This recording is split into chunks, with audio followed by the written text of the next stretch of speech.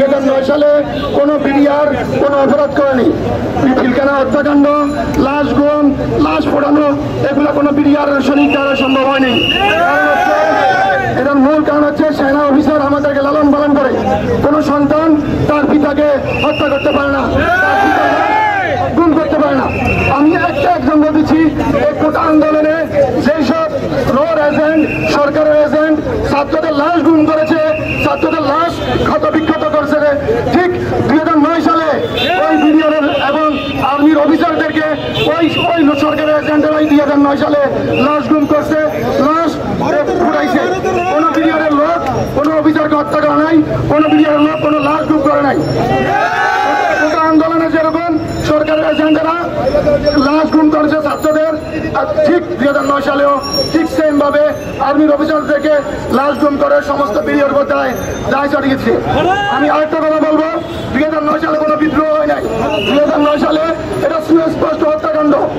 সেটা তখনকার DG major general Monirul ইসলাম ঘটনার পরপরই পিলখানার দায়িত্বে ছিল।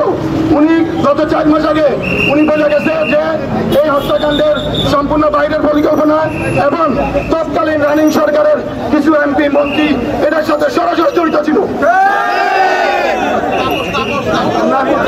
এটা 2009 সালের ফেব্রুয়ারি মাসে, আমি বলতে চান 2009 সালে ফেব্রুয়ারি মাসে 25-26 মার্চে ঘটনা হয়েছে।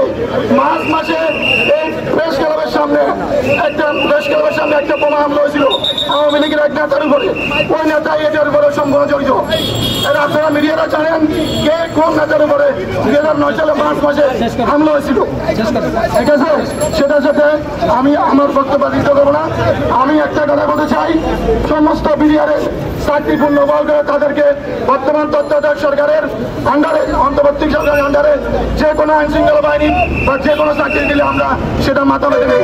আমি বিশেষ করে বর্তমান অন্তর্বর্তী সরকারের কোটা আন্দোলনের সমন্বয়ক নাহিদ এবং আসিফ মাহমুদকে বলবো, আপনারা বিডিআর ভাইদের সাথে বিডিআর হত্যাকাণ্ডের সুষ্ঠু বিচার করে আমাদেরকে চাকরিতে পূর্ণ বহাল করার জন্য বিনীত অনুরোধ জানাচ্ছি।